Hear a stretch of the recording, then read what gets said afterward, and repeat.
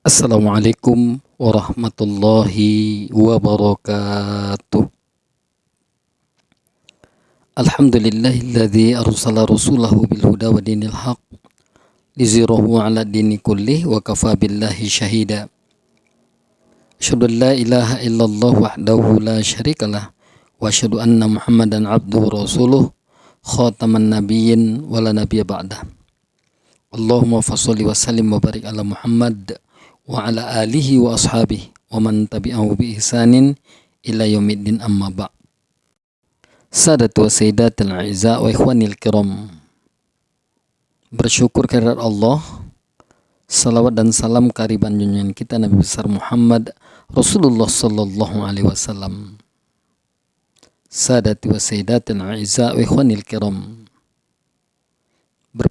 Berbicara tentang penyakit berarti kita berbicara tentang dua jenis penyakit. Penyakit yang pertama kita sebut dengan penyakit hati.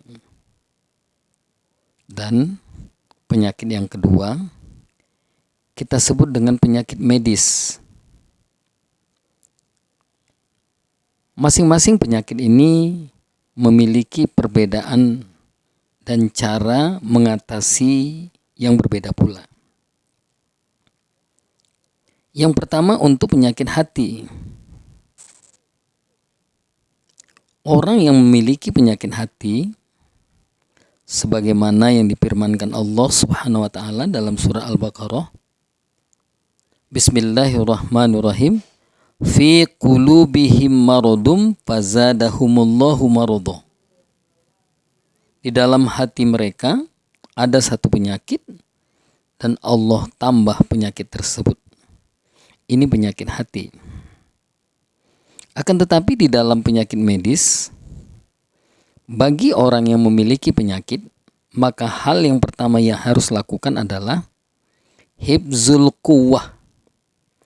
Dia harus menjaga kekuatan tubuhnya. Nah, untuk menjaga kekuatan tubuh, bagi penyakit yang sifatnya medis, maka dia harus makan makanan yang bergizi. Banyak istirahat, menenangkan pikiran, dan dia harus tambah itu dengan multivitamin. Akan tetapi yang sifatnya non medis ataupun hati, maka cara hifzul quwwahnya adalah sering-sering mendengarkan nasihat, sering-sering beribadah, sering-sering menambahkan ketaatan kepada Allah Subhanahu wa taala, kemudian banyak-banyaklah membaca serta menambah ilmu pengetahuan. Itu yang pertama. Jadi penyakit hati dan penyakit medis dapat diobati dengan cara awalnya adalah hifzul quwwah, menjaga kekuatan tubuh. Kemudian yang kedua, ada yang disebut dengan al-hamalatu anil mu'zi, melindungi diri dari penyakit yang baru. Sadatu wa sayyidatul a'izza wa ikhwanil kiram.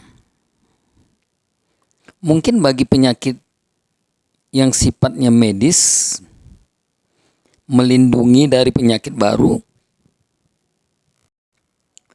dengan cara menjauhi pantangan. Apa yang dipantangkan dari penyakit yang kita derita, maka jangan dikerjakan.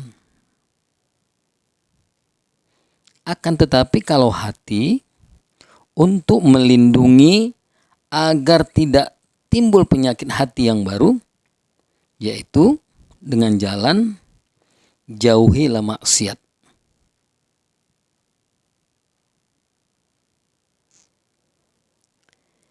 Kemudian yang ketiga, sadatu wa sayyidatil a'izza wa ikhwanil kiram, yakni istighza'u al-mawaddul fasidah. yaitu proses penyembuhan. Nah, bagi penyakit medis, proses penyembuhannya adalah diberi obat, kemudian diberi antibiotik agar kekebalan tubuhnya semakin membaik, dan lain sebagainya. Akan tetapi, untuk yang non-medis, cara untuk proses penyembuhan penyakit hati adalah dengan cara beristighfar, bertobat, minta maaf untuk sesama manusia, dan beristighfar atau mohon ampun kepada Allah Subhanahu wa taala.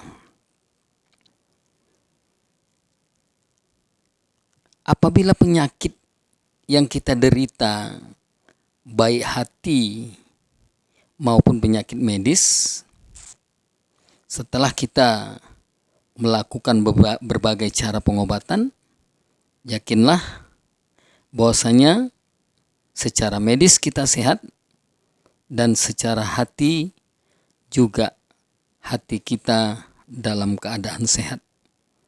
Mudah-mudahan kita tidak termasuk orang yang memiliki penyakit hati sebagaimana yang difirmankan Allah di dalam surah Al-Baqarah, dan mudah-mudahan juga kita adalah orang-orang yang juga memiliki kesehatan tubuh secara medis dengan cara-cara yang telah kita sampaikan terdahulu.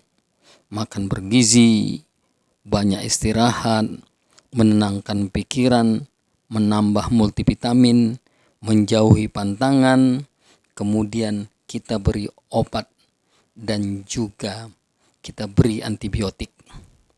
Dan apabila penyakit hati ada pada diri kita, maka banyak-banyaklah minta nasihat, banyak-banyaklah kita beribadah, banyak-banyaklah kita menambah ketaatan kita kepada Allah Subhanahu wa taala.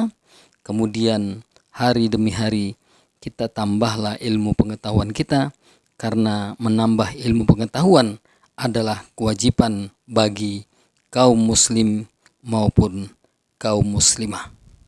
Setelah itu kita jauhi maksiat, dan pada akhirnya kita beristighfar, memohon ampun kepada Allah, kita bertobat kepada Allah, dan juga kepada sesama manusia kita memohon permintaan maaf atas kesalahan yang kita berbuat, baik kesalahan itu disengaja maupun kesalahan itu tidak kita sengaja.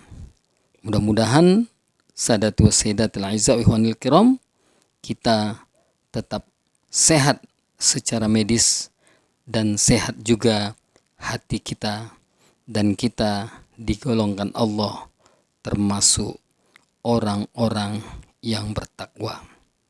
Sadatu wa sayyidatil aizza wa ikhwanil kiram, inilah yang dapat disampaikan, lebih dan kurang saya mohon maaf.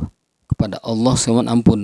Wabillahi taufiq wal hidayah. Assalamualaikum warahmatullahi wabarakatuh.